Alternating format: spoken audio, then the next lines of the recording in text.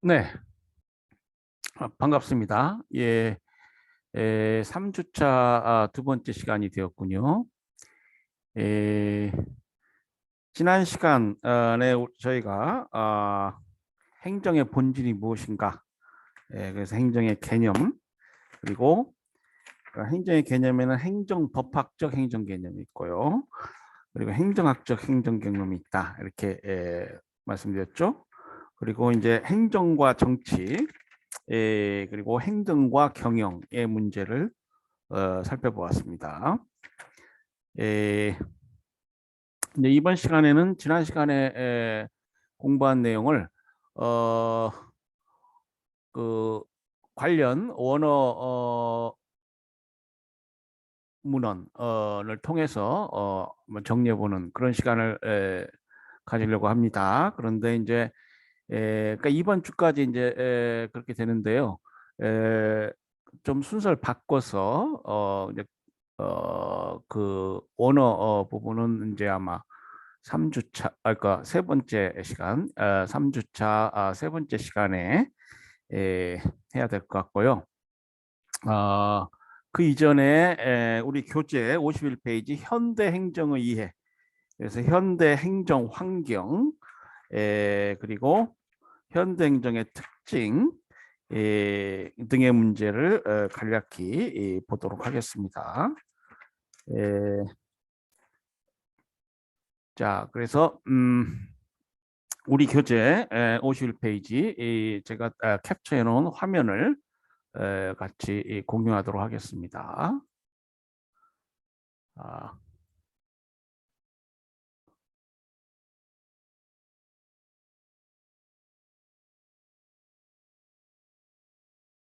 자, 제 3장이 이제 현대행정의 이해고요.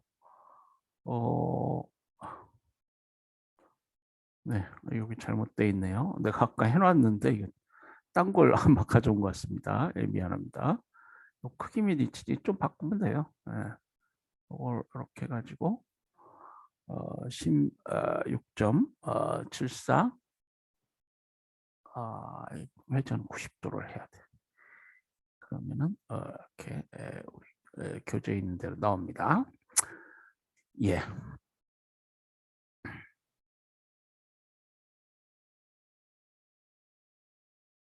네, 여기 주석 달기 해야지 잘 안 나와 이렇게 왔다 갔다 해봐야 돼. 여기 보면은 이제 제가 판서를 할 수가 있습니다. 자, 제 3장이에요. 현대행정이고요. 자, 현대행정이 처한 환경. 언젠가 음, 생태론 그 정부라는 하나의 조직이 퍼블릭 오거니제이션이죠. 환경에서 환경과 교화하면서 어떻게 에, 뭐 성장하고 또 환경으로부터 어떤 위해 요소에 대해서 방어하고 뭐 적응 생존해 나가는지 생태론적 어떤 어, 접근 방식이 있다고 그랬죠. 생태론적 접근 방법에 따라서 어, 생각할 때 우리가 이제 그 현대 행정이 처한 환경 어, 문제를 좀 생각해 볼 필요가 있습니다. 행정은 국내적인 환경에 밀접한 영향을 받으면서 변화 발전해오고 있다. 최근의 환경 변화 속도는 급격히 빨라지고 있다. 그러니까 우리 인터넷 시대를 살고 있는 지금의 우리 한번 되돌아보시면은 얼마나 그 우리가 처한 환경이 급속히 발전하고 있는지 알 수 있죠. 특히 그 과학기술의 어떤 눈부신 발전이 단기간 내에 이루어지고 있습니다. 그로 인해서 저희들이 어떤 지금 현 시대를 살아가는 어떤 생존 방식이라고 할까요? 그게 변화하고 따라서 현대행정도 그러한 변화에 대응할 필요가 있는 것이죠. 환경에 적응하는 국가는 발전하지만 환경의 변화를 예견하고 대처하지 못한 국가는 쇠퇴하게 됩니다. 따라서 행정의 국내적인 환경 변화를 명확히 파악하고 예견하는 것이 행정이 나아갈 방향을 설정하는 데 매우 중요하다고 할 수 있습니다. 그럼 현대 행정에 처한 환경, 다시 말해서 21세기 사회의 특성이 뭐냐? 네, 보겠습니다. 먼저 지식 정보화, 인포머타이제이션, 지식 정보화,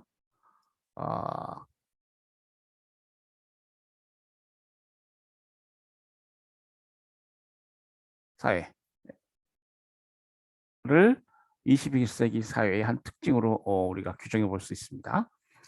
지식과 정보화는 여러 단계를 거치면서 발전돼 왔고, 이제 우리가 보통 제1의 기술혁명을 제임스 와트가 증기기관을 발명한 시점으로 봅니다. 보통 우리가 산업혁명이라고 부르죠. 그래서 제1의 기술혁명, 산업혁명이 이때 이루어지고요. 이를 통해 이제 동력이 개발되고 속도 개념이 바뀌게 됩니다. 그럼으로써 수공업으로 생산하던 시대에서 대량 생산, 매스 프로덕션, 기계화, 공업화가 이루어지고 대량 생산이 이루어진다. 그래서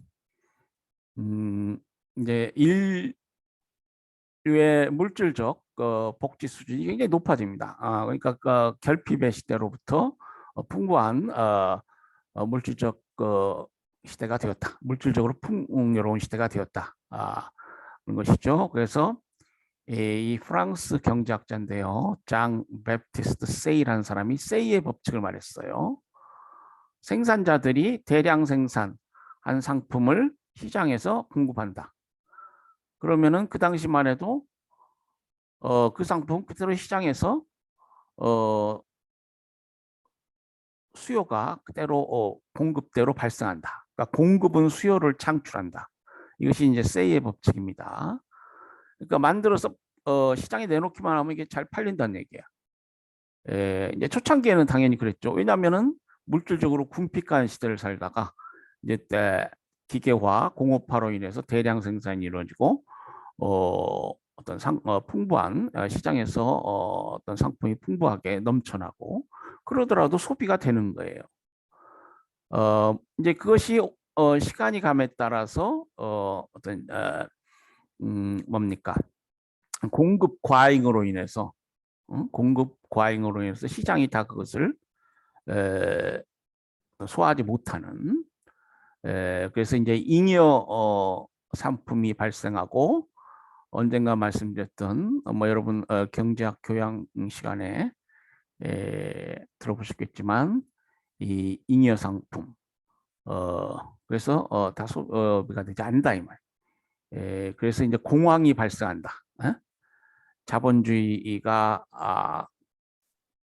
고도로 발전하게 되면은 그 디프레션, 그레이트 디프레션이 이제 1920년대, 30년대 미국 경제에서 일어난 현상이죠. 대공황. 그러니까 대량 생산 말기에 결국 상품이 시장에서 다 소비가 안 된다.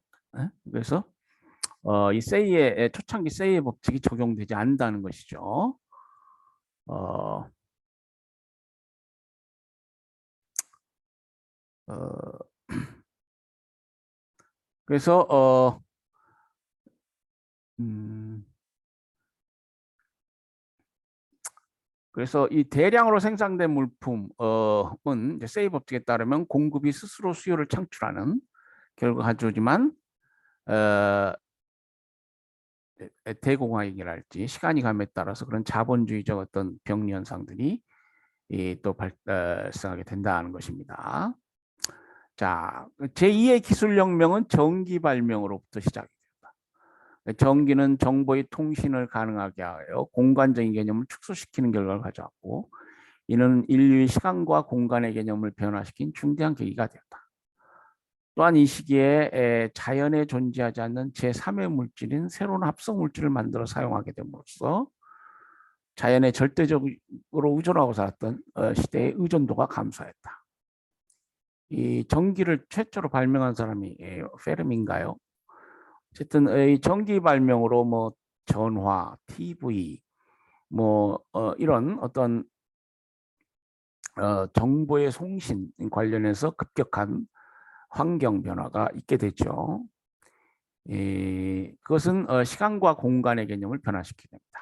그래서 이 전기 발명, 제2의 기술혁명이라고 불리우는 전기 발명이 어떤 21세기 이 사회를 특징 지은다. 제3의 기술혁명은 소위 컴퓨터와 통신수단의 혁명이라고 할 수 있는데요. 이 컴퓨터의 발달은 가상공간 세계를 만들어내고 모든 정보와 지식을 급속히 파급하며 지식과 정보가 산업의 근간을 이루게 된다.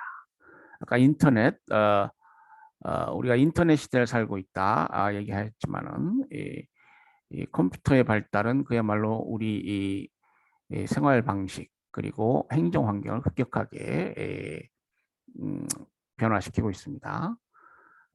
그리고 전자상거래, 전자상거래가 활발히 전개됐죠. 이커머스라고 하는 것인데요. 그래서 여러분 뭐 해외 직구 뭐 이런 경험이 있으시죠? 또 지마켓이랄지 뭐 쿠팡이랄지 이 컴퓨터를 통해서 어떤 물품의 구입, 서비스의 구입 뭐 이런 것도 이루어집니다. 그래서 이제 이 전자상거래 관련한 어떤 법적 대응 문제도 있죠. 그래서 상법이랄지 뭐 이런 관련 법에 관한 전자상거래라는 변수 하에서 이 관련 법들에 관한 연구가 활발합니다. 우리 법과대학 권상로 교수님이 전자상거래 상법 가르치시죠. 전자상거래에 관련한 전문가인데요. 어, 어, 자, 이 제3의 기술혁명, 제2의 기술혁명, 제1의 기술혁명 얘기했습니다.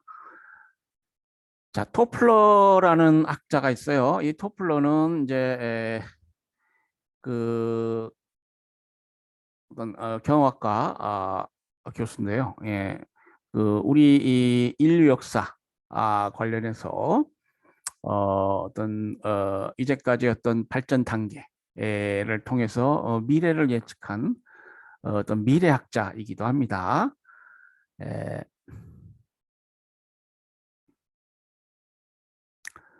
그래서 뭐 이 사람 이름이 재밌어요. 토플. 토플은 외국인을 위한 영어 시험 아닙니까? 토플. 토플러. 이 스펠이 맞는지 모르겠네요. 한번 찾아보세요. 제 이름을 정확히 모르겠네. 그러니까 어, 어떤 뭐 우리 학생들 영어도 공부하고 국제화해 가지고 우리 미래 시대를 열어야 된다 뭐 그런 이름인지 예, 그래서 이 미래학자이고 뭐 경영학자인데요. 획기적인 시대적 변화를 세 개의 큰 물결로 표현하고 있는데 제1의 물결은 수렵 유목경제사회에서 농경사회로의 전환, 그리고 제2 물결은 공업화의 물결, 공업화를 통한 대량 생산 체제의 발달, 그로 인해서 인류는 물질적으로 풍요롭고 번영을 이루게 되었다. 이제 제3의 물결이 이 정보화의 물결이다. 이 사람이 이렇게 봤어요. 그래서 정보화의 물결을 통해 오는 급격한 변화는 탈대량 생산 체제. 과거에는 매스 프로덕션, 기계화, 공업화를 통해서 대량 생산 체제였다면 정보화 시대에는 뭐 아트 컨셉트, 예술적 어떤 개념의 상품들, 그리고 소기업들, 어떤 전문화된 소기업들, 뭐 등등 어떤 포스트 모던이라고 할 수 있겠습니다. 후기 이 포스트 인더스트리얼 또는 뭐 포스트 모던 모던 하면은 아까 그 매스 프로덕션 대량 생산 시대 한참 인류의 산업 발전 단계가 기계화 공업화로 인해서 발전하던 그 시대. 물론 이제 더 오래 그 연원을 따져가면은 이 마다니즘이라는 것은 뭐 어떤 계몽주의 이 시대로까지 거슬러 올라갈 수 있겠습니다만은 이거는 이제 음, 이제적 차원에서 우리가 포스트 모던 얘기했을 때 이제 뭐 대량 생산 이후의 시대, 포스트 인더스트리얼 그런 의미로 보통 봅니다. 후기 산업 사회. 이 사회의 특징은 탈대량 생산 체제이다. 그리고 다품종 소량 생산 체제이다. 그리고 주문 생산 방식, 마트 컨셉트 얘기도 했습니다만은 어떤 상품의 고가, 뭐 루이비통 같은 거 여러분 고가의 어떤 상품들 또 어떤 경우에는 뭐 자동차도 특별히 이 고객을 위해서 뭐 주문 생산 방식으로 제작하기도 하죠. 예. 그래서 이제 고객의 어떤 기호랄지 선호 이제 그런 경우 뭐 디자인이랄지 뭐 이런 것들이 중요한 의미를 갖잖아요. 그래서 어떤 주문 생산 방식 그리고 소량 생산 체제로 탈바꿈하게 된다.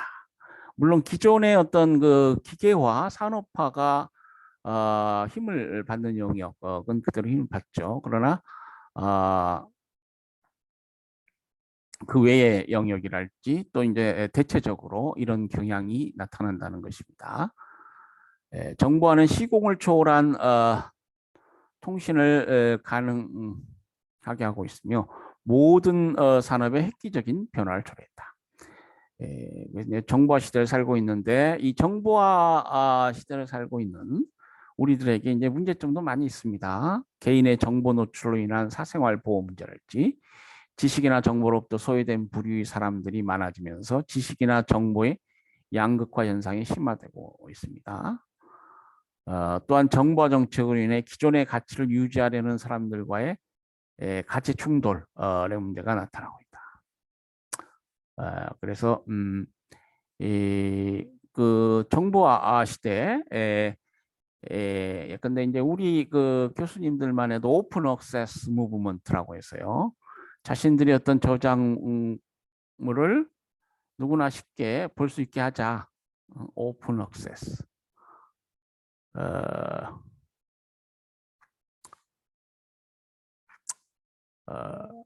그러한 어떤 운동이 최근에 많이 힘을 받고 있습니다.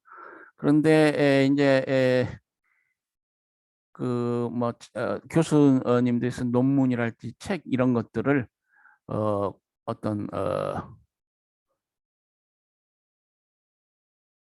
돈을 받고 어떤 일종의 지식 산업이라고 할 수 있는데요. 돈을 받고 판달지 뭐 이게 이제 전통적인 그러한 체계였죠. 이게 이런 갈등이 있는 것입니다.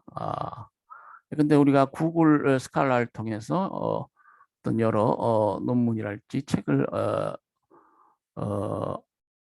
대가 지불 없이 뭐 사용할 수 있다.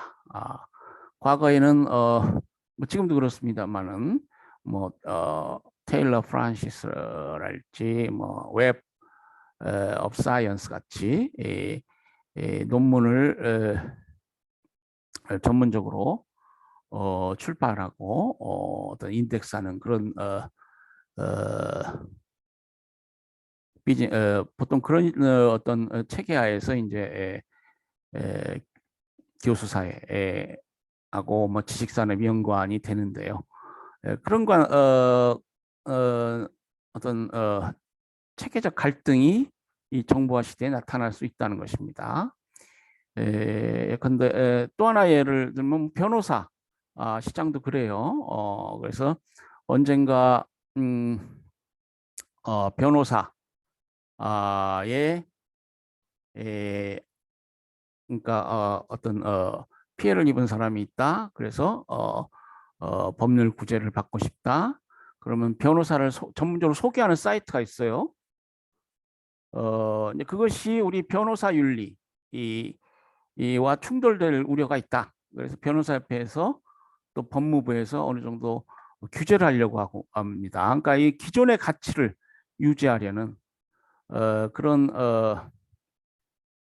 차원의 그러니까 그런 어떤 뭐 세력이라고 하긴 뭐하고 그런 그룹이 있다면은 또 어떤 정보화 시대를 있는 그대로 살리려고 하는 그런 부류 그룹도 있습니다. 이제 그러한 갈등 양상이 나타날 수가 있다. 정보화 시대는 이제 그렇다는 것이죠. 그리고 뭐 지금 뭐 보면은 인터넷 댓글이랄지 이 사이버 스페이스에서 어떤 이 사생활 보호 문제랄지 어떤 뭐 명예훼손, 모욕 뭐 등등 과거와는 볼 수 없었던 그런 어떤 어떻게 보면 사회적 병리 현상이라고 할까요? 근데 사회 진보적 관점에서 그러한 사이버 스페이스라는 것이 큰 기능을 하지만 그런 부작용도 있습니다. 그래서 전통 이랄지 기존의 가치를 좋아하는 사람들은 또 그런 부분에 있어서 이제 거부감을 일으키기도 하고요. 이 정보화 시대에는 그런 문제들이 있다라는 것입니다.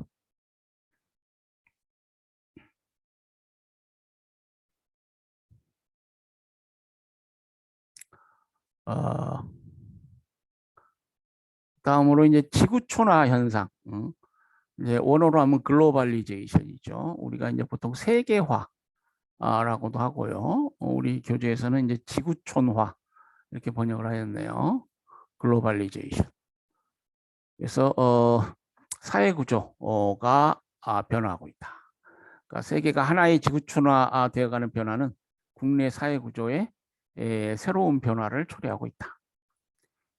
국제 무역이 증대해서 세계 모든 나라들이 자국의 생산으로만 살아갈 수 없으며 수출과 수입을 통한 국제 자유시장의 확대가 이루어지고 있다. 그러니까 이 지구촌화, 세계화는 사실은 여기 경제나 무역 이거하고 맞물려 있는 거예요. 여기에 방점이 찍혀 있습니다. 그래서 이 여러 영역, 사회 여러 영역 중에서도 이 경제와 무역 관련해서 밀접한 어떤 관련이 있고요. 물론 이제 문화적 교류랄지 사회문화적 교류도 뭐 지구촌화의 현상 그래서 파악할 수 있습니다만은 이 문화나 사회 이것은 이제 오히려 로컬 적 관점에서 의미를 많이 갖죠. 그래서 이것이 이제 합쳐지면은 글로컬리제이션. 그래서 우리 법과대학 앞에 포스터도 있잖아요. 바른 땅에 그리고 뭐 이상은 세계로인가요? 그래서 로컬의 중요성. 우리가 한국인이고 광주 시민이고 이런 걸 잊어서는 안 되지만 세계화의 현실로 나아가야 된다. 그 글로컬리제이션이에요. 그러니까 글로벌하고 로컬하고 합쳐진 것이다. 그것이 글로컬리제이션인데, 자 어쨌든 이 글로벌리제이션 현상이 지금 보편화되고 있다. 21세기 우리가 사는 현대 사회를 특징지고 그것이 행정인들이 처한 환경이다. 라는 것입니다. 그래서 이제 글로벌리제이션 이거는 이제 세계 무역기구 아까 그 경제나 무역과 연관된다고 그랬죠. 긴밀하게 연관되는데 이 세계적 차원에서의 어떤 경제는 결국 이제 무역이라고 할 수 있고요. 뭐 경제 문제는 여러 가지가 있습니다. 뭐 실업 문제랄지 뭐 부동산 문제랄지 이번 대선도 있었습니다만은 항상 그 선거철마다 그것이 가장 중요한 주제가 되죠. 그런데 국제적 차원의 경제, 지구촌화 하에서의 어떤 세계 경제, 이거는 이제 그 상품의 교환, 서비스의 교환 같은 이제 무역 부분으로 한정될 수밖에 없습니다. 그런데 미국의 부동산 정책, 부동산 문제가 우리 한국하고는 별 관련이 없죠. 경제 문제이긴 해도 세계화적 차원에서의 어떤 경제, 지구촌화 현실에서의 어떤 경제라고 하긴 그렇습니다. 그리고 실업 문제도 결국은 각 나라 국내 경제 문제인 경우가 많아요. 그래서 이제 지구촌화 관련한 경제 현상은 무역이라고 할 수 있고, 이 무역에 관련한 세계적 차원의 관리 기구가 월드 트레이드 오거니제이션 WTO입니다. 세계 무역 기구.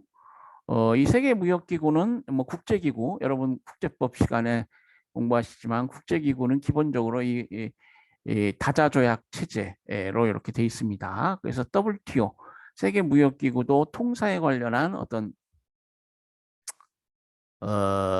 여러 다자조약으로 구성된 것인데, 그래서 이 세계 경제 헌법이다.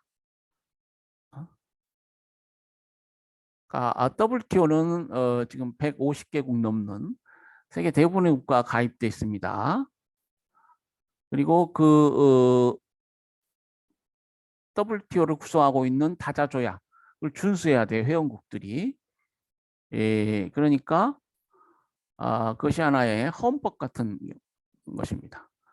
그러니까 우리 대한민국 국내에 지금 저희 행정화 하고 있습니다만은 기획재정부 관리가 뭐 법률을 위반해서 국회에서 통과시키고 법을 만든다. WTO법에 위반하면 안 돼. 예? 세계 경제 헌법이 되는 것입니다. 그래서 학자들이 그렇게 이름을 붙였어요. 물론 그 실체는 무역 관련한 국제 조약이죠.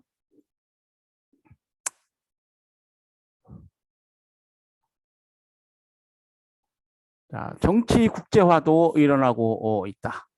그래서 자국의 결정력이 제한을 받고 국제적인 영향을 고려해야 하는 시대가 되었다. 뭐 주권 평등의 원칙, 주권 최고의 원칙에 따라서 어떤 정치적 결정은 물론 국내 문제입니다. 그렇지만은 지금 국제사회가 지구촌화로 인해서 긴밀하게 서로 연관돼 있기 때문에 국제사회를 무시하는 어떤 국내적 정치적 결정이라고 해서 국제사회를 무시하는 어떤 국내적 결정을 한달지 이런 것들은 바람직하지 않죠. 예컨대 우리나라가 노동 정책을 어떻게 하겠다. 법률을 만들고 할 때도 ILO 국제노동기구의 어떤 기준 이런 것을 되도록 준수해야죠. 눈치를 안 볼 수가 없습니다. ILO랄지 뭐 국제 또 그린피스 국제 환경단체도 있죠. 이 환경 문제는 뭐 개발 문제보다는 좀 뒤지긴 하지만은 국제적 차원에서 어떤 우리가 지켜야 될 환경 기준 같은 거 이런 거 함부로 뭐 결정할 수 없습니다. 그래서 국제사회의 기준을 준수해야 되고 그렇죠. 그리고 통신과 과학기술 발달이 지구촌에 확산되고 공유하게 되어서 지구촌 구석구석에서 발생하고 있는 모든 일들이 실시간으로 전 인류에게 전파되는 변화가 발생했다.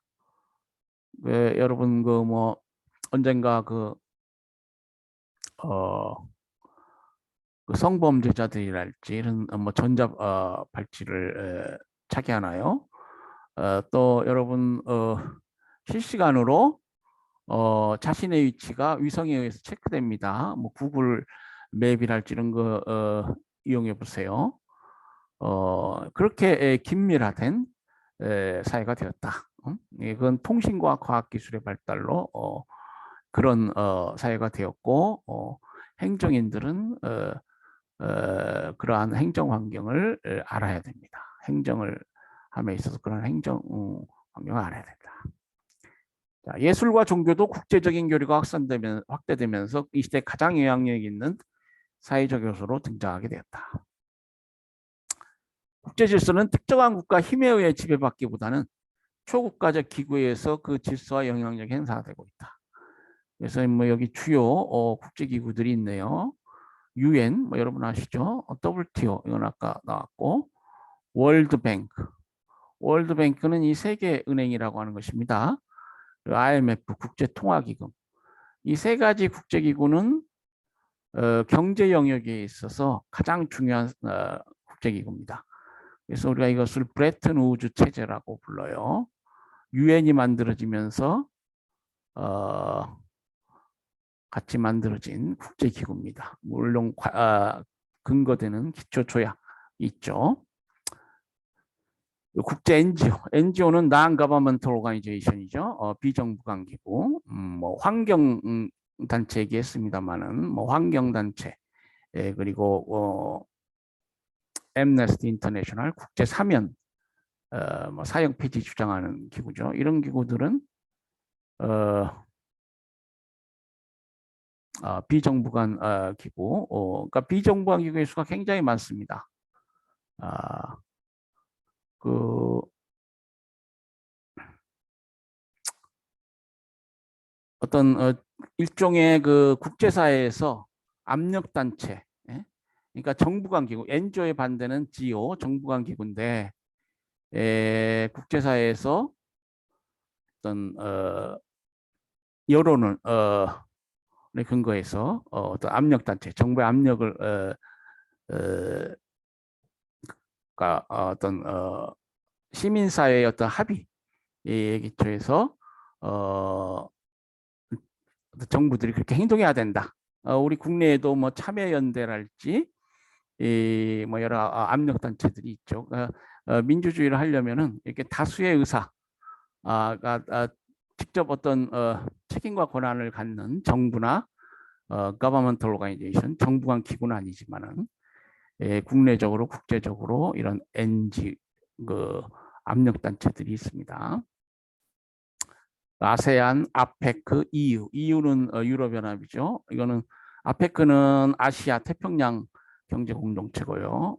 호주와 우리나라가 주도해서 만든 단체입니다. 굉장히 큰 국제기구예요.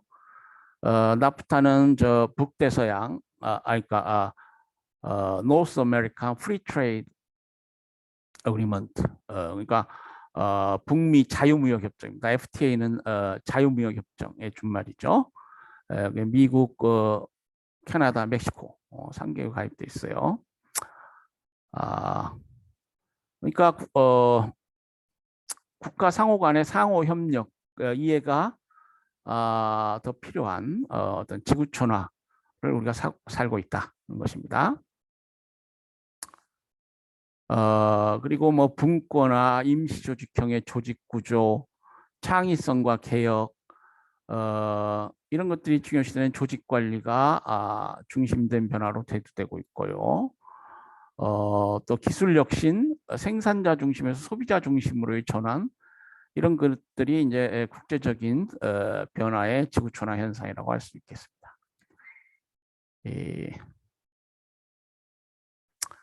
그래서 근대화는 서구하고 이제 지구촌화는 세계가 긴밀화, 광역화된다는 것인데, 이 지구촌화는 아까 뭐 글로컬리제이션 얘기도 했습니다만은 국가의 고유성을 인정하면서 다양성을 추구하는, 그리고 세계 인류의 공동의 행복을 추구하는 흐름이라고 할 수 있겠습니다. 예. 그래서 이제 보통 지구촌화는 긍정적으로 우리가 보죠. 다만 이 지구촌화에 대해서도 어떤 너무 경제 논리적이다. 그래서 로컬의 현실을 무시하고 있다. 그래서 이제 이 지구촌화 현상의 배경을 우리가 네오리버럴리제이션, 신자유주의로 보았을 때, 이거는 시장과 경제 위주의 측이죠. 그래서 시장을 범세계적으로 보다 자유롭게 하고 교육을 확대하고 뭐 그러자. 그러한 사조를 우리가 신자유주의라고 할 수 있는데 이 신자유주의로 인해서 어떤 로컬의 현실은 뭐 민주주의가 악화되고 뭐 여러 가지 시민들의 어떤 항의에 대해서 정부가 폭압적으로 어떤 대응하고 뭐 이런 것들이 이 지구촌 여러 곳곳에서 문제가 되었다. 그래서 일부 현실주의적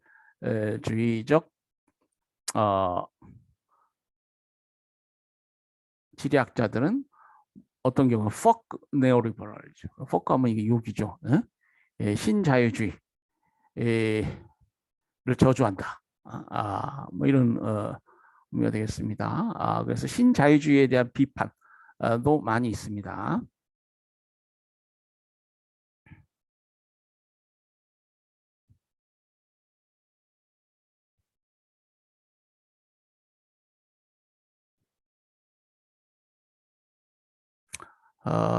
그리고 이제 국제적 정책도 과거하고는 달리 뭐 마약, 테러, 환경 등 새로운 주제로 발전하고 있다. 그리고 우리 이 지구촌화를 살고 있는 현대인들의 인식이 이 로컬이 기준이 되는 것이 아니고 세계적 그 어떤 기준에 따른다는 것입니다. 그러니까 생산과 소비, 거래 이런 것들이 국제적인 수준의 기준을 적용하게 되고 뭐 자유무역주의 또 상호 이익적인 접근이 필요하고 국제적인 관례와 규칙이 이 각국의 공통으로 요구된다라는 것입니다.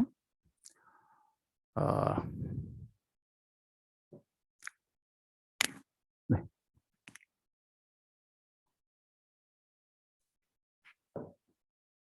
아이고 죄송합니다. 목이 너무 말라서 우유를 좀 마셨어요. 자, 특허권이나 지적재산권 보호, 이 국제거래의 도덕적 상관행 이런 것들은 이제 더 이상 자국의 이익만을 주장할 수 없는 수준이 되었고, 아까 말씀드린 WTO가 만들어지면서 트립스 협정이 들어오게 됩니다. Trade Related Intellectual Property, 무역 관련 지적재산권 협정인데요. 이것은 이제 특허권이나 지적재산권을 국제적 차원에서 보호하기 위한 것이죠. 이 협정에서는 이제 국제협정 플러스 방식을 취해서 지적재산권, 특허권 지적재산권을 최소한 이 트립스 협정의 보호 정도로 보호하고 회원국이 개별적으로 자국 내에서 더 두터운 보호를 줘도 괜찮다. 이게 이제 국제협정 플러스 방식입니다.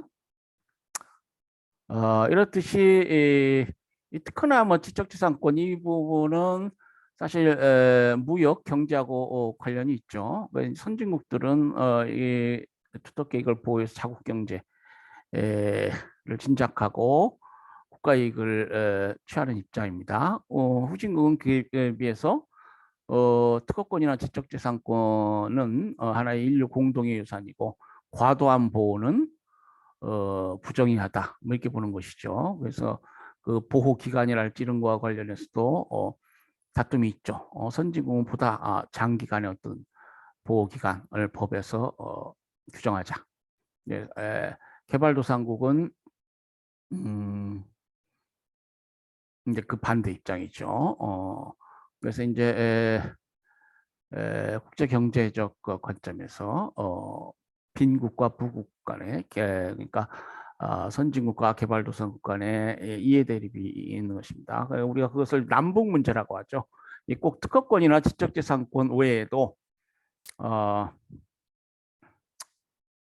국제 경제에 관련해서 좀 입장 차이가 있게 됩니다. 기본적으로 이제 남쪽에 있는 나라들, 남북 문제에 있어서 남쪽에 있는 나라들은 못 사는 나라들입니다.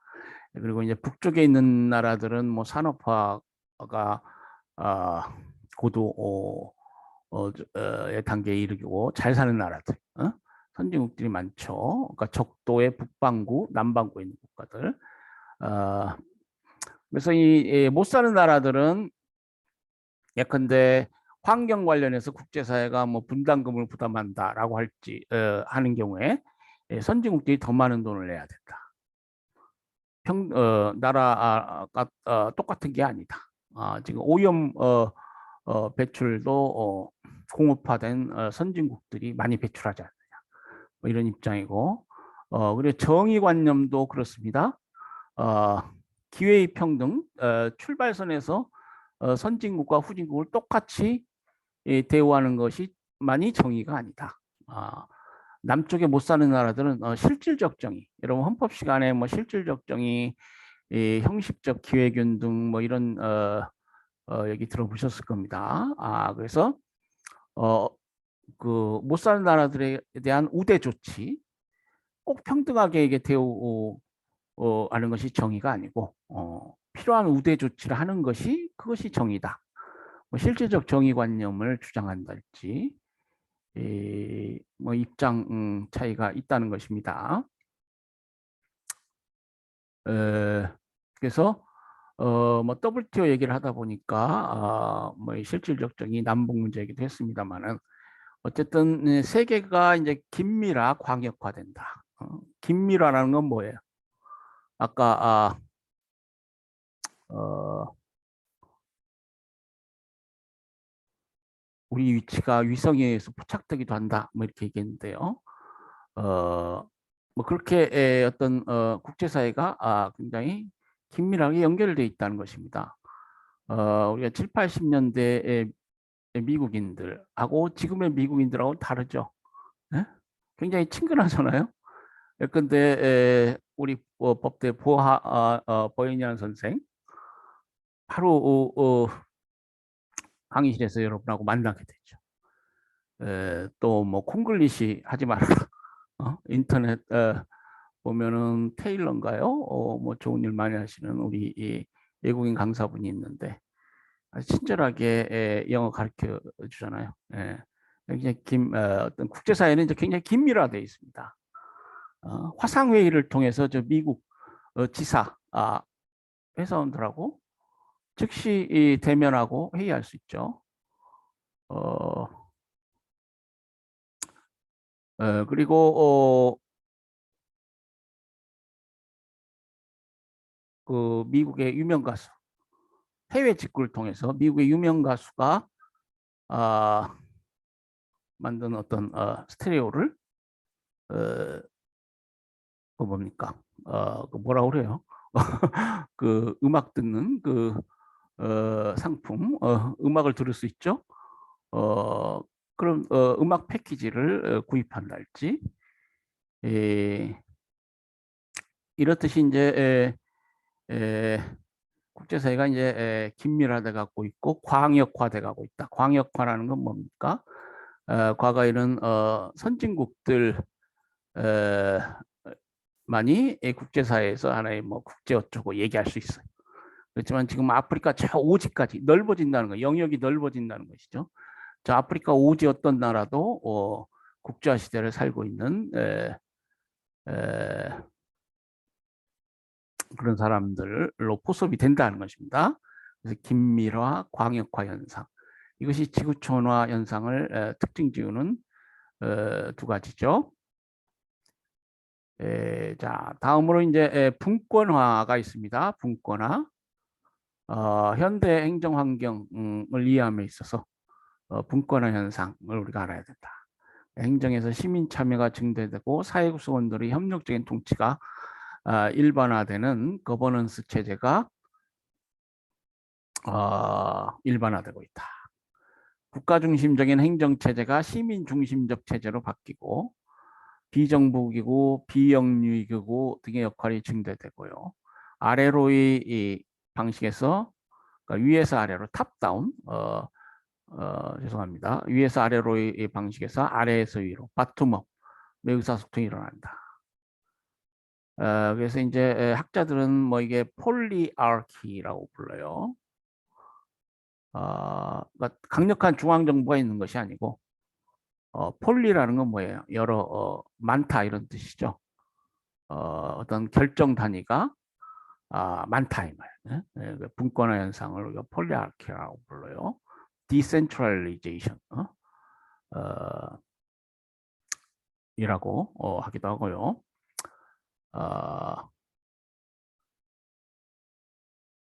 이 분권화 현상은 이제 민주주의가 발전하면서 또 민주주의 시작도 분권하고 또 발전하면서 근데 이제 특히 대륙밖의 국가들의 경우에는 이제 중앙집권적 어떤 민주주의에서 이제 분권화 현상으로 나아가게 되고요. 뭐 정도 차인데 그렇지만 이제 보다 중앙집권적이다 이렇게 보고 영국의 민주주의 같은 경우에는 이제 시작서부터 그래스루트 데모크라시라고 해가지고 어떤 사회의 말단 조직서부터 이렇게 말단 단위에서 민주주의가 이제 시작되고 성장하고 그런 전통이 있다.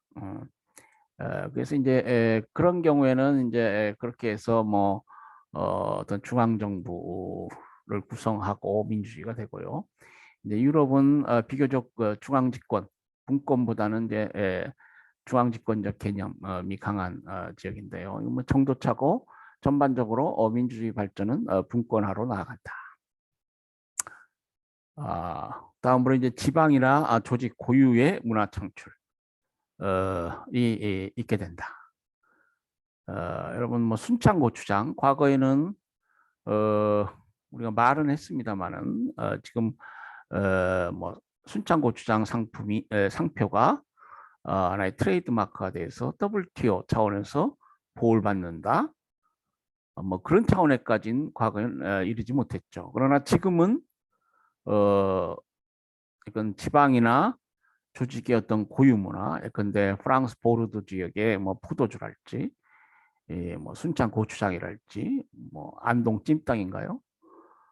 봉주 찜닭, 뭐 경제 얘기를 했습니다만은 이러한 경제적 또는 문화적 차원의 상품들, 유산들 이런 것들이 이 어떤 법적 보호를 받죠. 그래서 지금 뭐 유네스코 문화유산 뭐 등재하기 위해서 많은 나라들이 노력하고 뭐 그런 것도 이런 차원에서 이해할 수 있습니다만은 이 분권화는 결국 지방자치의 활성화를 가져오고 지방의 자율성과 독특성이 강조되고 지역 간의 상호협조 체제가 필요하게 이렇게 발전하게 됩니다.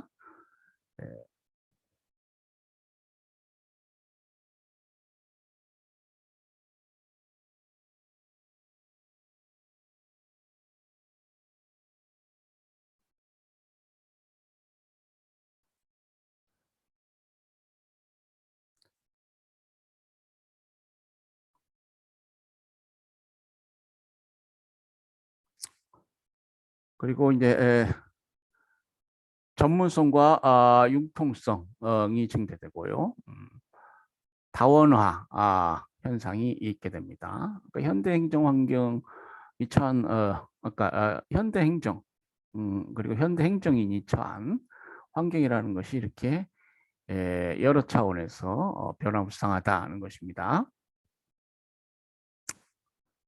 그러니까 다원화 시대에는 다양한 시민들의 요구를 반영하고 대처해 나가야 되겠죠.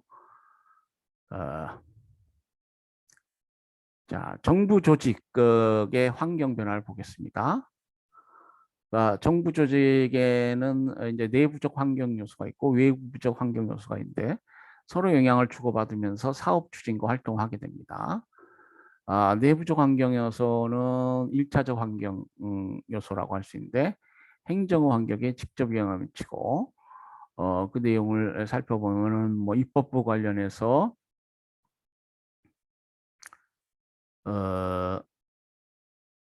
입법부의 권한과 책임, 뭐 우리 헌법을 통해서 이런 공부하셨죠. 국민의 대표기관이고 행정부를 견제하고 바람직한 방향으로 가도록 이끌게 됩니다. 그래서 뭐 국정감사랄지 필요한 법들을 제정함으로써 어떤 행정부와 상호 견제 균형을 이루면서 내부적 환경 요소를 구성합니다. 어, 그리고 이제 이익 집단과 정당, 그러니까 구속력 있는 정책 결정을 할 법적 권한을 갖지 못한 어, 비공식적 행위자로서의 역할을 말한다. 여기 오타가 났군요. 갖지 못한. 그래서 아까 압력단체라고도 했습니다만은 뭐 다른 말로 이익 집단이라고 부르기도 해요. 예, 이익 집단은 공무원들에 대해 정책 행위를 요구하는 주요 출처가 된다. 뭐 참여연대랄지 민주사회를 위한 변호사 모임이랄지 전경련이랄지 이런 것들은 이익 집단이라고 할 수 있습니다. 집단 구성원의 규모, 자원의 크기, 응집력, 리더십의 기술, 사회적 지위, 공무원 태도 이런 것들이 이제 이익 집단을 구성하는 변수들이 되겠습니다.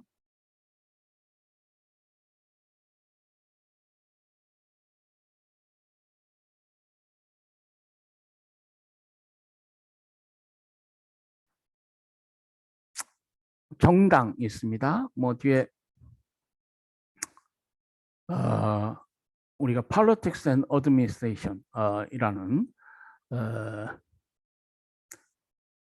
그 저술 관련해서 이제 주요 요지를 우리가 살펴볼 텐데요. 거기에서는 이제 정치 그리고 행정, 뭐 정당 이 세 가지 변수에 관해서 자세하게 논하고 있습니다. 이 정당이라는 것은 현대 정치, 현대 행정에서 매우 중요한 어떤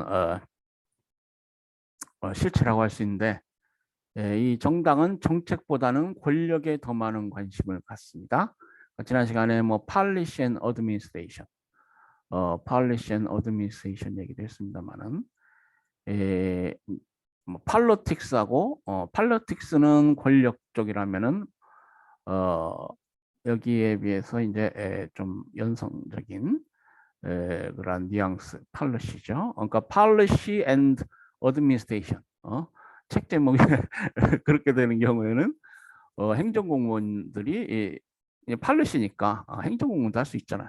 좀 더 공공정책적으로 적극적으로 나아가라는 것이고요.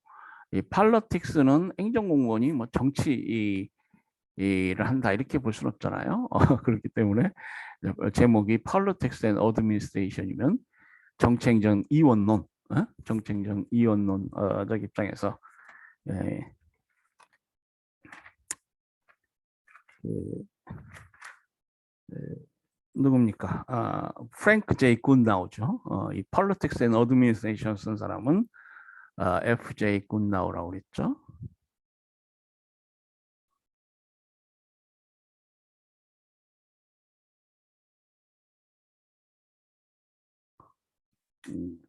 그리고 이제 Policy and Administration 이걸 쓴 사람은 애플비라고 그랬습니다. 예.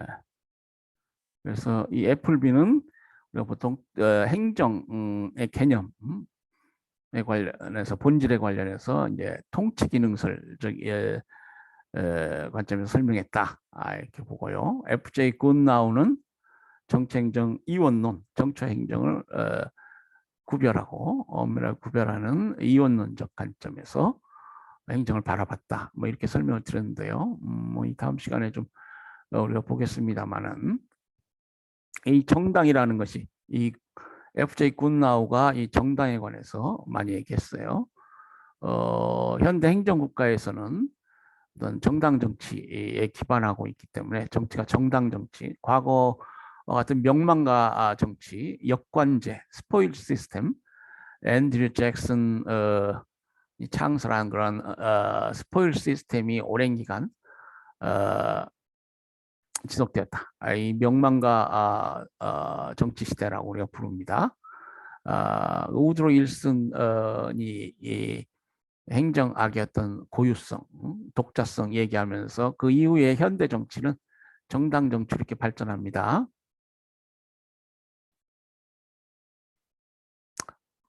그래서 이 정당은 아주 중요한 행정 환경이 된다는 것이죠. 행정 환경을 구성하고 이 정당은 선거 경쟁에 주된 관심을 갖게 됩니다.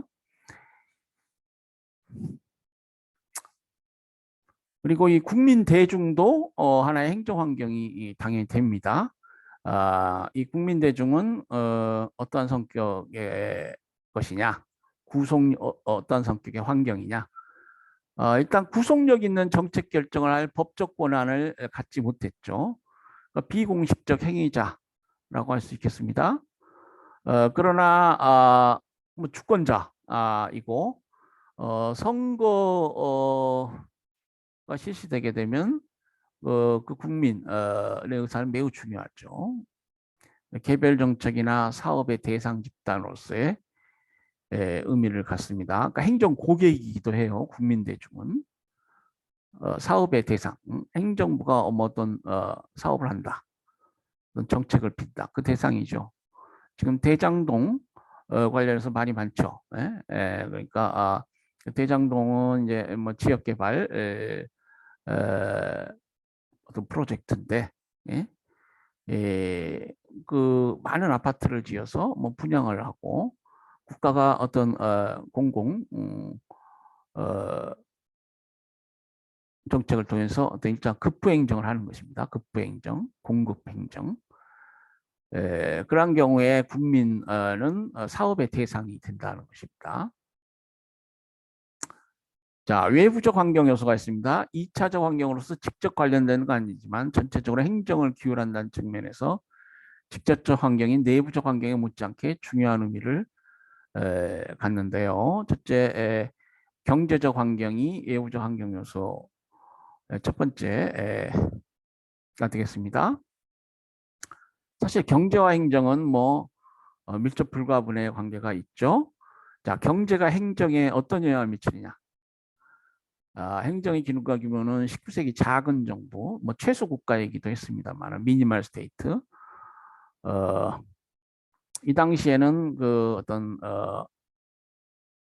정부가 국방이나 치안 같은 아주 가장 필수적인 기능만을 하는 작은 정부였다. 그렇지만은 이제 자본주의 사회가 발전하면서 특히 말기에 이르게 되면은 어떤 여러 사회 병리 현상을 정부가 치유할 어떤 책임이 있는 것이죠.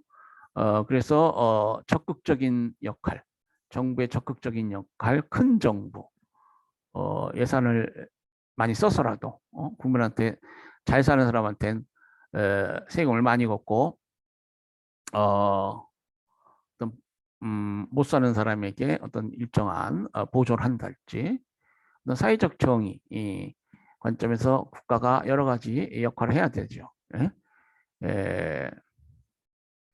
그리고 21세기 신공공관리 NPM이라고 뭐 설명드렸습니다만은 New Public Management, 정부도 기업처럼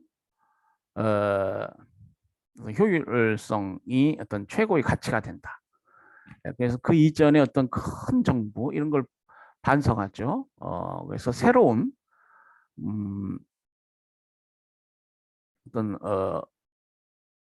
19세기 작은 정부 어떤 모델 비슷하게 돌아가는데, 물론 이 21세기에는 그동안의 여러 경험과 반성이 있으니까 단순히 19세기 어떤 작은 정부라고는 할 수 없습니다. 필요한 사회복지 정책이랄지 이런 것들은 당연히 정부가 당연히 해야 되고요. 그렇지. 그리고 또 적극적으로 이 봉건제적 권위적 그런 정부가 아니고 적극적으로 기업과 같이 비즈니스 프렌들이 그런 관념인 것이죠. 그러니까 같은 작은 정부라도 조금 당연히 19세기 작은 정부하고 21세기 신공공관리 정부는 차이가 있습니다. 그러나 요컨대 시장을 되도록이면 아까 네오리버럴리제이션 시장을 되도록이면 자유롭게 놔둬서 사적 경제 영역이 스스로 성장할 수 있도록 이렇게 할 필요가 있다. 네오리버럴리제이션 신자유주의적 어떤 정치 철학가에서 이 NPM New Public Management NPM이라는 관념에 기초한 정부가 하나의 모델이 됩니다. 이걸 신공공관리 정부라고 해요. 그리고 경제 체제, 이 사회주의 이 시장, 사회주의 경제 체제냐, 계획 경제 체제냐, 또 자유시장 경제 체제냐, 뭐 그런 경제 체제 관점에서도 행정 역할이 달라지죠. 그러면 반대로 행정이 경제에 미치는 영향은 뭐냐? 이것은 나라마다 좀 다르게 봐야 되겠죠. 특히 이제 국가 발전 정도에 따라 행정이 경제에 미칠 크기가 다르죠. 그리고 이제 정치 이념, 뭐 정치 체제에 따라서 다릅니다. 예컨대 사회주의 계획 경제 체제에서는 행정이 절대적으로 경제 영역을 경제 영역에 영향을 미치죠. 정부가 계획을 짜서 경제 시장을 관리하니까요. 자유주의 경제 체제에선 뭐 아까 작은 정부나 신공공관리 정부 얘기를 했습니다만은 행정이 경제에 미치는 정도가 이제 작다고 할 수 있죠. 선진국은 행정이 적극적으로 경제 발전을 주도하지 않는다. 21세기 신공공관리 정부랄 때 이 작은 정부 이런 것들은 선진국에서 볼 수 있죠. 그리고 자율적인 민간 활동에 맡긴다. 그리고 이제 발전도상국에서는 행정이 이 경제에 많은 영향을 미칩니다. 우리 발전 행정론 얘기도 했습니다만은.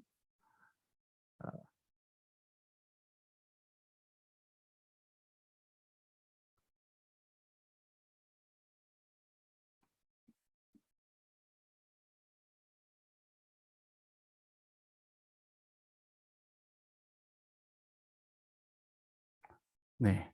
자, 사회적 환경을 볼까요?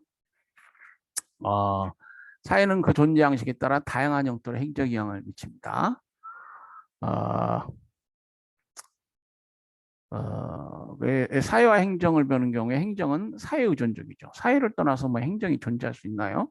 결국 행정의 궁극적 목적은 우리 사회를 발전시키고 시민들, 그 사회를 구성하는 시민들에게 뭐 최대한 행복을 주는 것 아니겠습니까? 그러니까 사회 의존적이 될 수밖에 없고요.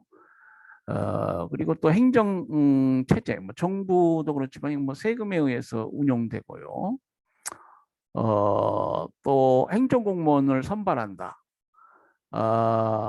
그 나라 사회에서 교육받고 공개 경쟁 시험에 합격한 사람으로부터 인적 자원을 제공받지 않습니까? 그러니까 정부의 인적 물적 자원이 사회에서 이렇게 제공되기 때문에 사회적 환경이라는 건 매우 중요하다고 할 수 있겠습니다. 예. 자, 그러면 이제 제2절로 넘어갑니다. 현대행정의 이해, 제3장 현대행정의 이해, 제2절 현대행정의 특징을 보겠어요. 조금 진도가 좀 늦게 나가는 것 같아서 조금 속도를 높이겠습니다. 자, 현대행정의 특징을 보면은 국가 기능이 변질하면서 행정권이 강화되고 있다.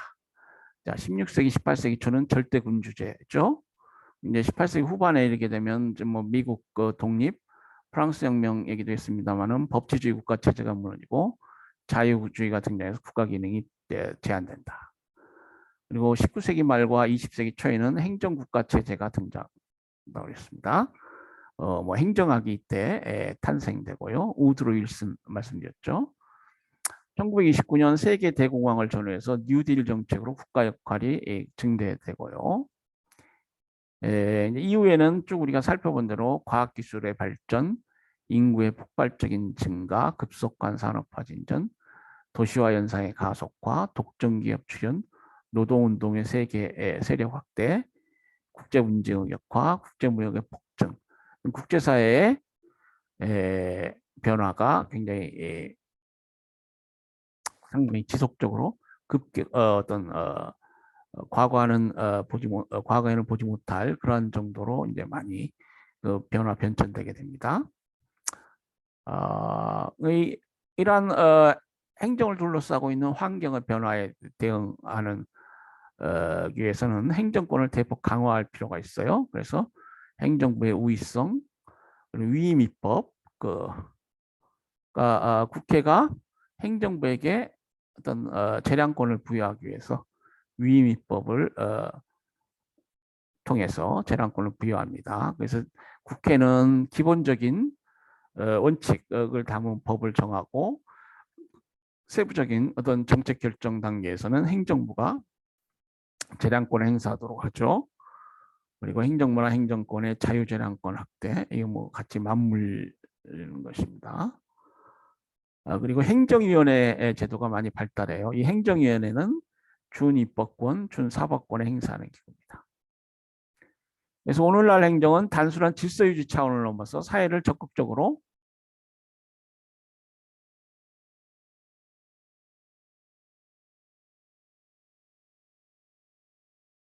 변동시키고 계획적으로 유도하는 기능까지 담당하게 된다는 것입니다. 그래서 행정의 복잡성, 전문성,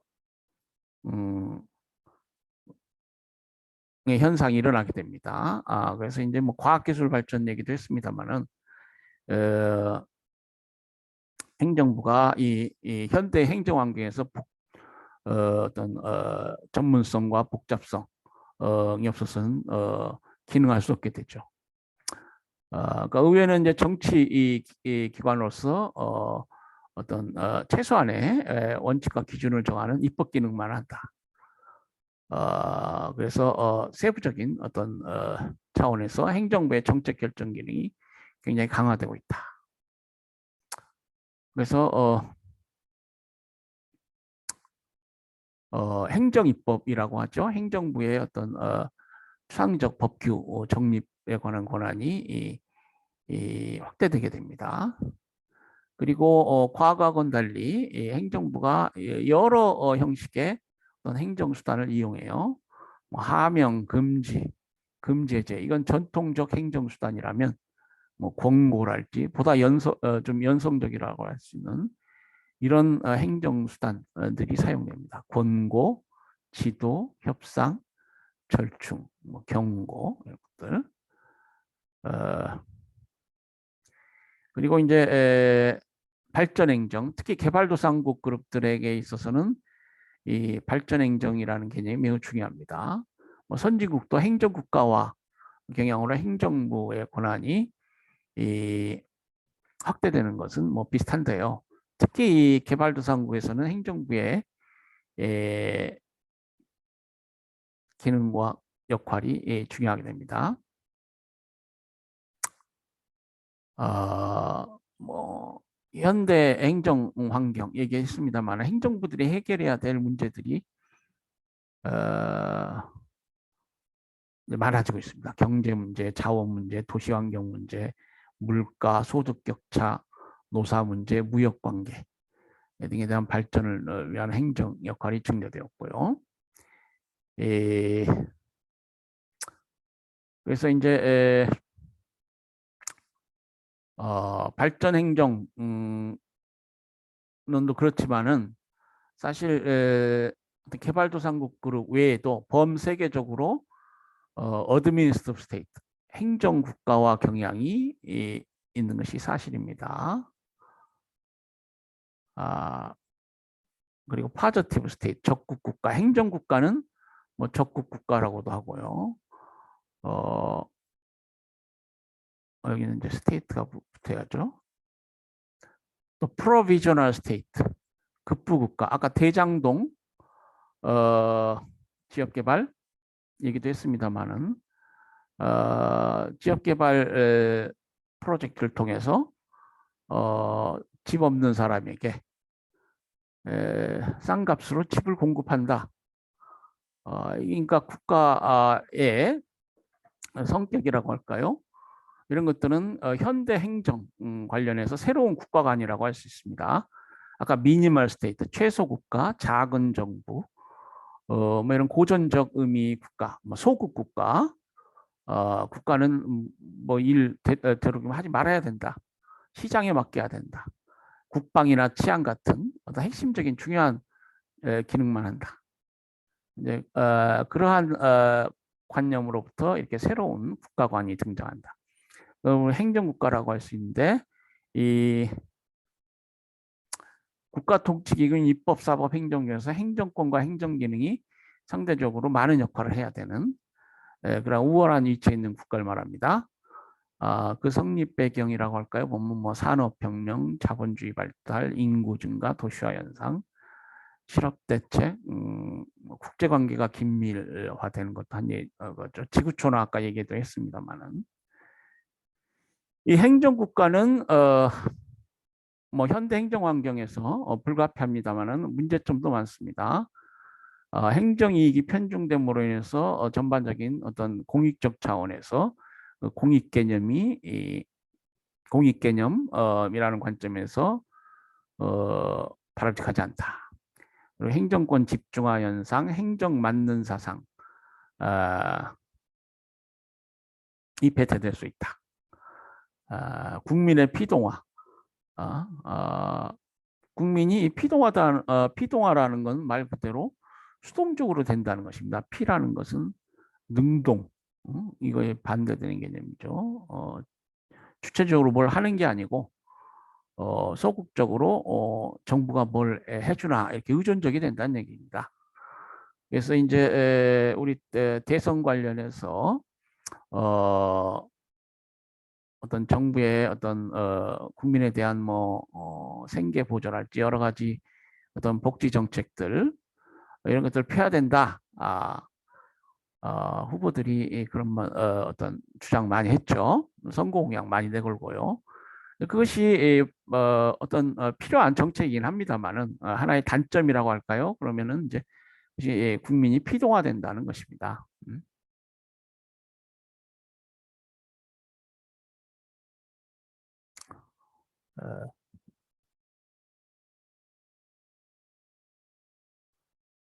어, 그 행정권의 확대, 행정국가화 경우는 당연히 행정기구나 공무원 예산이 증대되죠.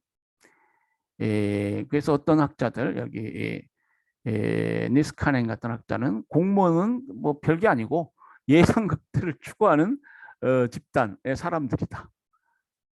예산이 매우 중요하고 지금 현대 행정국가에서는 되도록이면 예산을 많이 따가지고 일을 많이 하려고 하는 에, 그런 자들로서의 성격 특징을 한다. 뭐 이렇게 얘기했고요. 머스그레이브 같은 사람은 한 번 증대된 예산은 감소하지 않는다. 이 예산의 증대 현상이 나타날 수밖에 없겠죠. 이 뭐 파킨슨 법칙이 라는 게 있습니다. 50년 전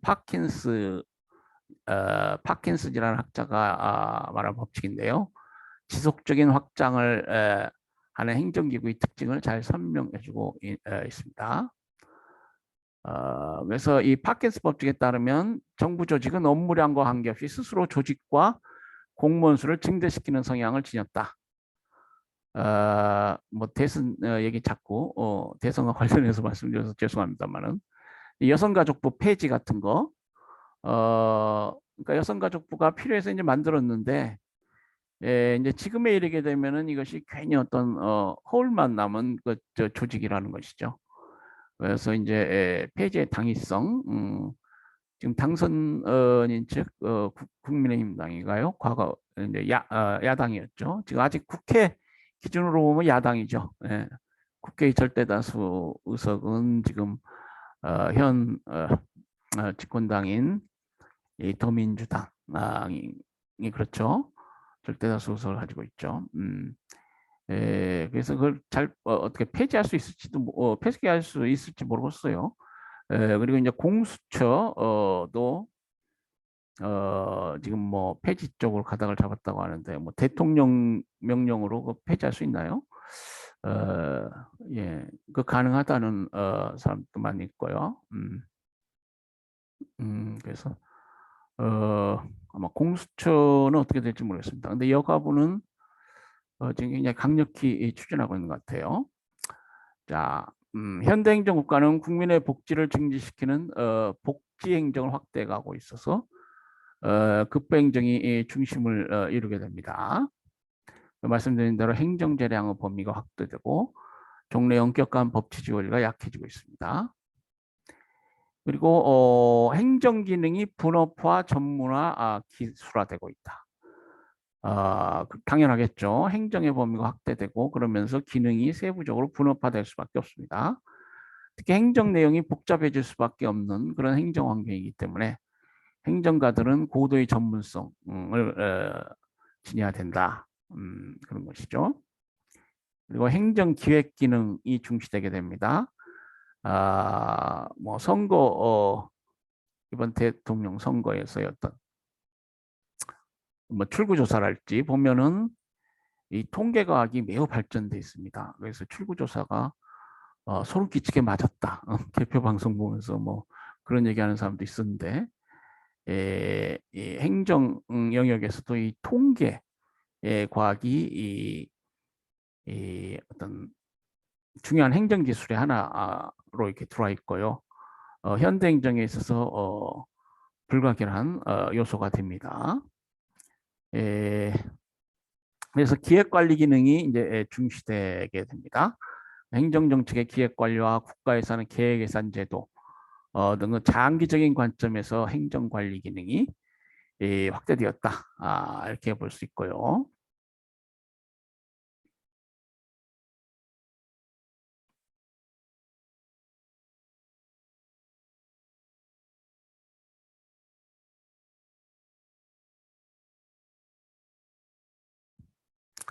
에, 이게 그 양이 꽤 많네요. 자, 이게 지금 1시간 수업이 훨씬 지난 것 같습니다.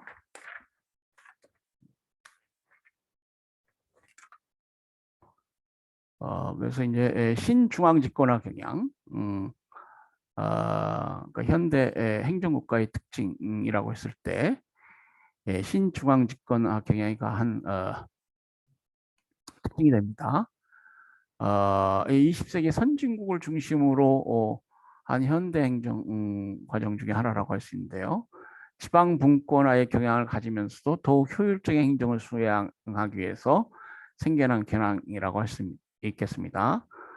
그래서 이 신중앙 집권화는 뭐 지방 분권 이걸 부정하는 것이 아니라 지방 분권을 제도적으로 인정하되 좀 더 효율적인 지방 분권을 이루기 위해서 행정국가에서 권력의 조정이나 재편성을 할 수 있도록 중앙 집권화가 이루어진다.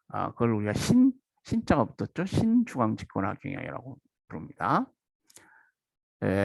그리고 이 신중앙 집권적 경향하에서는 중앙과 지방 정부 간의 새로운 형태 협력 관계가 나타나고요. 그 과거에는 이 중앙 집권이라는 건 권력 중심적 그리고 이제 독재적으로 나아갈 수 있다는 것인데 새로운 현대 행정 환경에서의 신중앙 집권화는 비권력적이고 사회적 기술적 측면에서 집권을 의미합니다. 그럼 이 신중앙 집권화가 어떻게 촉진되었느냐? 그 촉진 배경, 뭐 촉진 요인이라고 할까요? 과학기술, 교통, 통신의 발달과 컴퓨터 기술 발전으로 어, 나타난 현상이고요. 지방자치단체의 영세한 규모와 재정을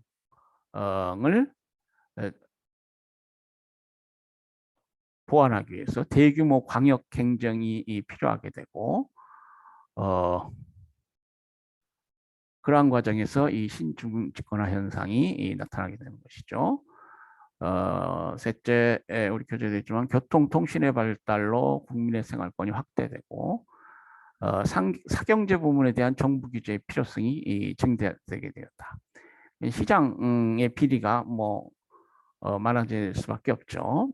경제가 고도로 발전하고 사람들이 보다 영리적이 되면은 그렇습니다. 그러니까 정부의 규제와 간섭이 보다 더 필요할 수 있습니다. 그런 배경하에서 신중앙집권화 현상, 정부의 기능과 권한이 강화되는 신중앙집권화 현상이 발생하는 것이죠. 그리고 전국적으로 균형 있게 국민의 최저 수준을 보장할 필요성이 증대되었기 때문에 전국적 관점에서 어떤 균형 있는 발전 뭐 이런 것들은 중앙정부의 역할이 큽니다. 그러한 배경하에서 이 신중앙집권화가 필요하게 되었고요. 그리고 지방자치단체의 공공재 수요를 감당할 재정 능력이 부족해서 중앙정부가 재정을 보조하게 됩니다. 그러한 과정에서 중앙정부의 권한이 확대되는 신중앙집권화 현상이 일어나게 됩니다. 그러니까 뭐 우리 이 광주 전남 지역 우리가 이제 지역사회라고 부르죠. 이게 지방자치단체입니다. 그래서 이제 뭐 부산, 경상남도, 충청도, 광주, 전라남도 이 지방 정부는 지금 현재 우리 대한민국 현실에서 중앙 정부의 지원 없이는 생존하기가 어렵습니다. 그래서 신중앙 집권화 경향이 한 배경이 된다. 우리나라도 뭐 그런 현실입니다.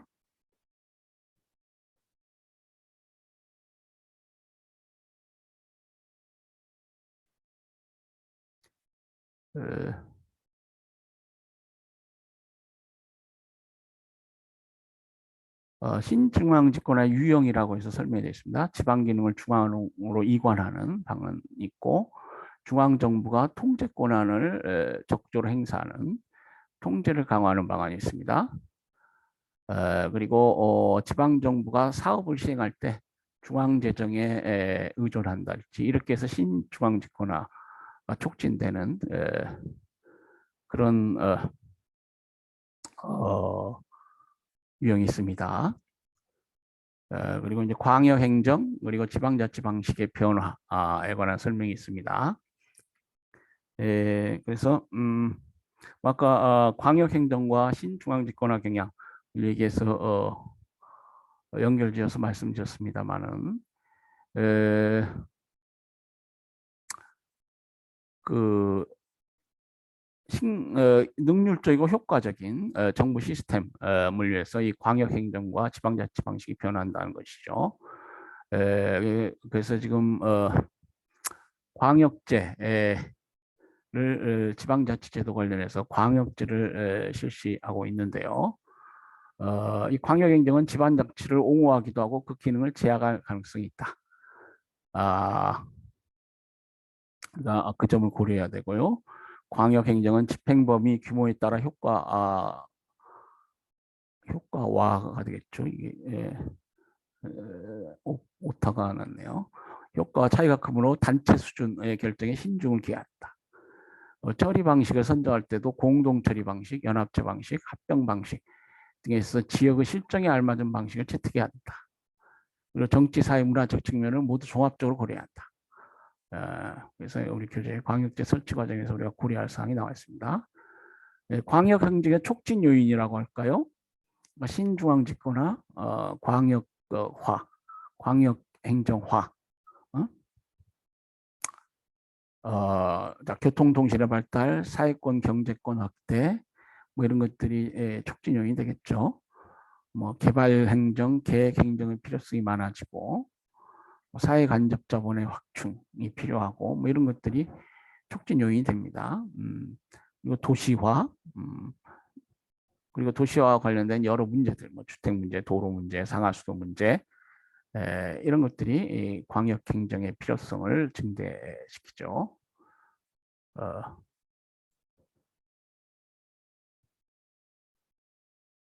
어, 그래서 이 뭐 우리 교재에 나와 있듯이 광역 행정의 방식은 연합 방식, 합병 방식, 특별구역, 특별행정기관을 설치하는 방안, 권한 흡수, 지휘 흡수 방식 이런 것들이 있다. 그리고 NPM이라고 했죠. 신공공관리론이 이제 대두한다. 21세기 신공공관리론 개념하에서의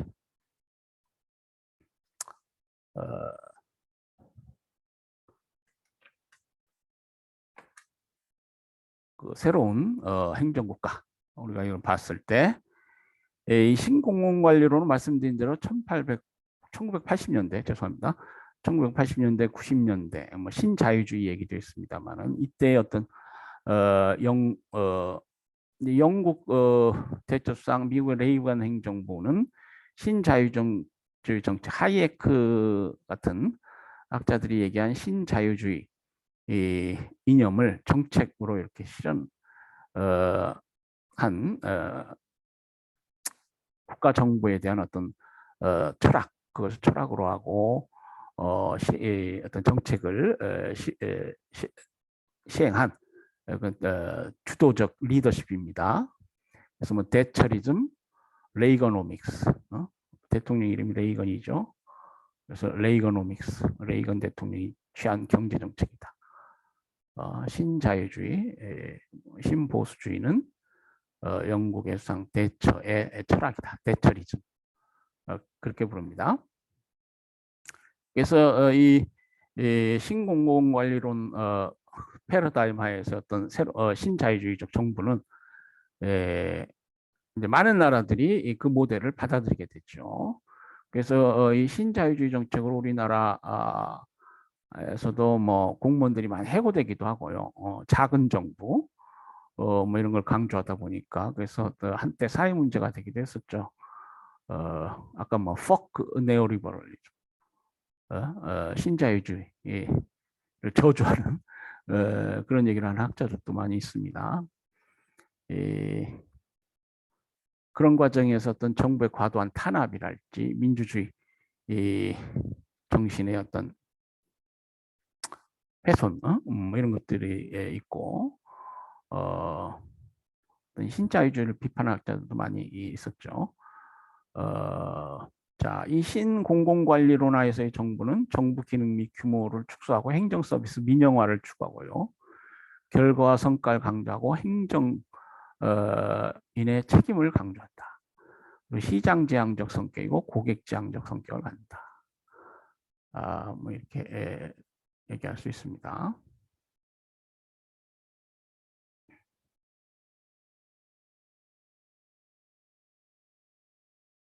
그래서 이 신공공관리론에서의 정부의 역할과 기능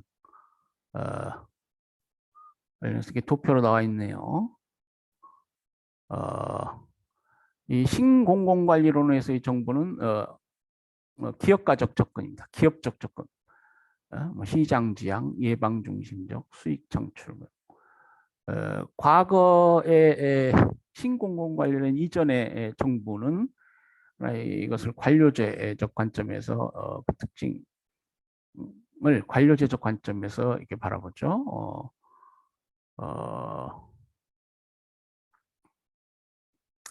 조직 지향, 위계 계층 조직, 치료 중심적, 뭐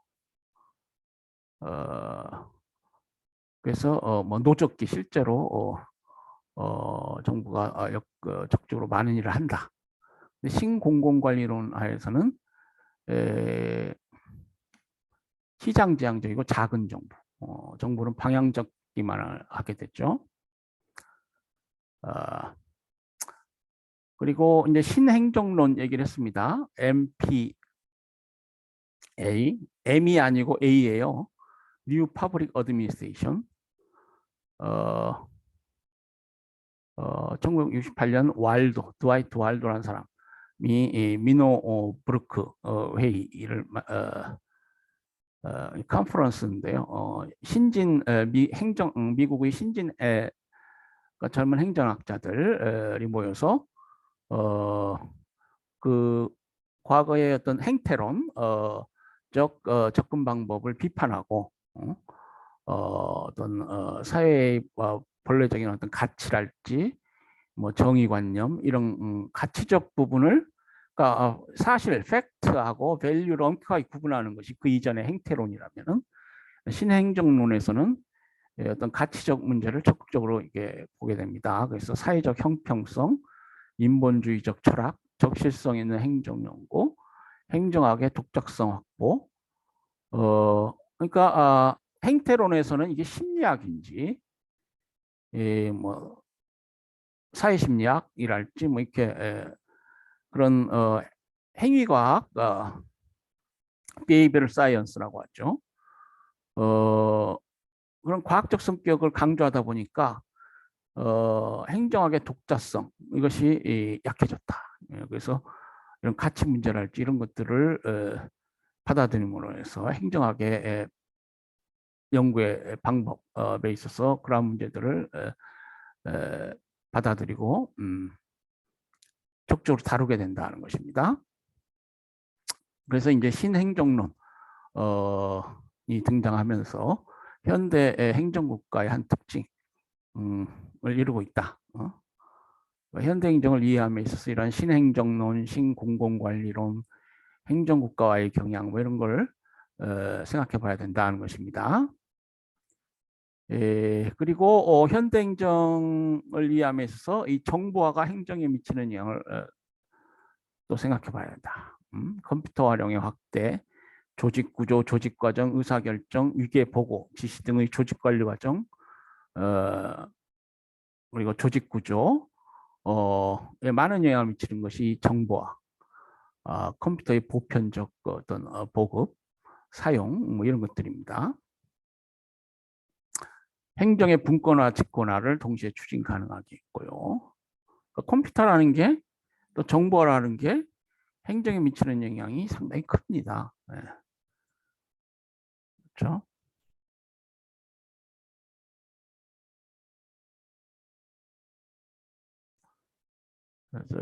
그래서 이제 보면은 행정의 조정과 통합이 요구되는 그뭐 기타라고 되어 있죠. 지금 현대의 행정에 있어서는 행정의 조직과 통합, 뭐 신중앙집권화 얘기도 했습니다만은 요구되고요. 기동성과 신축성 확보, 기획 기능의 충실화, 다양한 기술 및 분석 기법 활용, 자원의 최적 배분을 위한 프로그램 지향, 우선순위 지향 후 효율적 예산제도 확립. 이 예산제도도 아까 뭐 파킨슨 법칙이랄지, 뭐 머그레이브랄지 니스카넨 같은 뭐 기계적인 예산 극대화 경향 그런 관념 이런 걸 버려야 됩니다. 그리고 인간관계 관리 기술 이런 것들이 중요하고요. 작은 정부 NPM 얘기도 있습니다만 작은 정부를 추구하고 효율성 이게 중시되기 때문에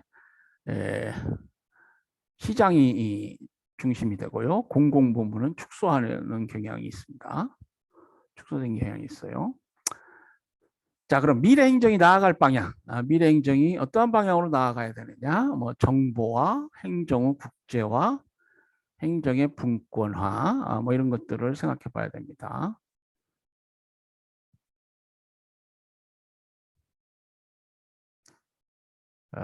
우리 교재에 있으니까요. 자세한 설명은 뭐 적도록 하겠습니다. 그리고 친환경화, 그리고 탈현대주의, 뭐 이게 후기 현대주의라고 할 수 있죠. 아까 뭐 포스트 모더니즘 얘기했습니다만은 이 다양성, 기능성, 창의성, 지방적 특성 등을 추구하는 것이 이제 탈현대주의라고 할 수 있는데 합리성 한계를 포용하는 후기 절대주의 사조에서 시작된 것입니다. 그래서 이제 행정인들은 이 포스트 모더니즘을 알아야 돼. 예? 또 환경 문제의 심각성을 알아서 친환경화의 현실을 알아야 됩니다. 예?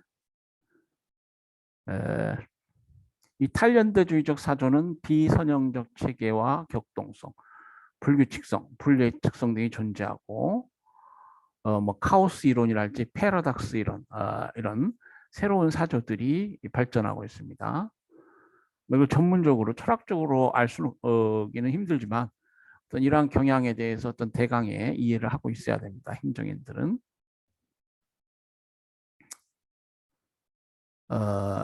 탈현대주의는 비이성, 내지는 비합리성의 포용이고 그러니까 모더니즘, 기계화 산업화 시대하고 어떤 현대를 딱 이분법적인 경계로 구분하지 않고 어떤 그 사회의 근저의 어떤 모더니즘을 인정하되 포스트 모더니즘, 탈현대주의와 경향 또 우리가 알아야 됩니다. 그래서 상호 보완적으로 이걸 봐야 돼요.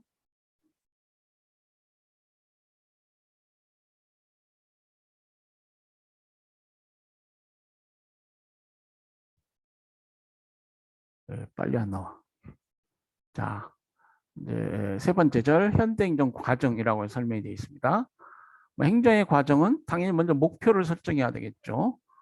목표를 설정하고 그 목표하에서 구체적으로 어떤 정책들을 필 것이냐, 정책 방향을 설정해야 됩니다. 우리 교재를 한번 읽어보시고요. 자세히 뭐 말씀드리지 않겠습니다. 그리고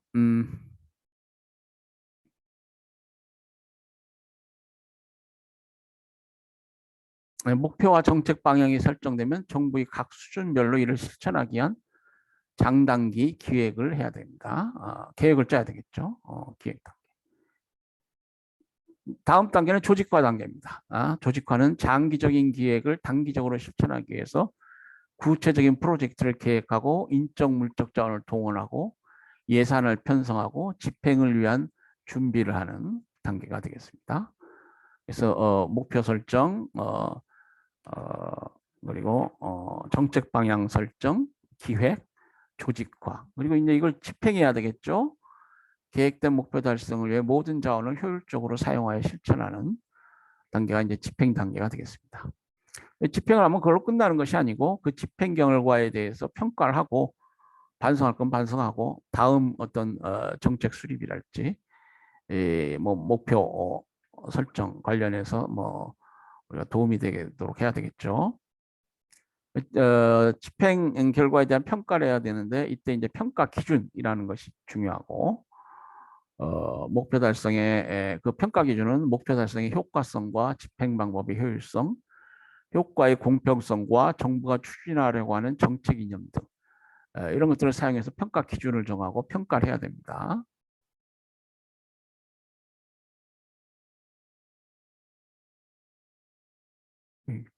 빨리 나와요. 자, 그 평가를 했으면 이제 피드백, 환류를 해야 됩니다. 다음 목표 설정, 정책 결정 시에 참작할 수 있도록 환류 단계, 피드백이라고 하죠. 그런 단계가 있게 됩니다. 행정정책 평가 결과를 새로운 목표 설정과 정책 방향 설정, 기획의 단계에 반영하기에 환류해야 한다. 평가 결과를 환류를 통해 활용하기 위해서는 목표 수립자나 정책 위반자들이 겸허하게 열린 마음으로 수용할 수 있는 태도가 먼저 조성돼야 한다. 그러겠죠?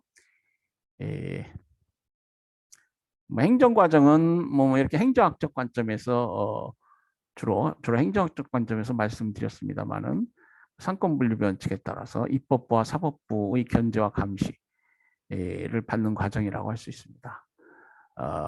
헌법에 명기된 범위 내에서 그 집행이 가능합니다. 그러니까 법제 행정 원칙에 따라서 헌법과 법률에 위반되면 안 돼요. 그리고 뭐 여기 보면 뭐 조직 환경, 조직의 리더십, 의사 소통 능력과 조직 문화, 이런 어떤 변수들, 이것이 행정 과정에 많은 영향을 미치는 변수들입니다. 네, 그런 설명이 되어 있습니다. 예. 하다 보니까 뭐 시간이 또 훨씬 지난 것 같습니다. 자꾸 1시간 수업이 길어져서 여러분에게 죄송한데요. 다음 영어로 우리가 살펴보는 원어로 살펴보는 시간이 좀 줄 수 있을지 모르겠습니다. 하다 보면 꼭 시간이 에, 많이 소요되네요. 네, 자, 여러분 강의 드시라고 수고하셨습니다. 네, 3주차 두 번째 시간을 여기서 마무리하도록 하겠습니다. 세 번째 시간에서 뵙도록 하겠습니다. 네, 안녕히 계세요.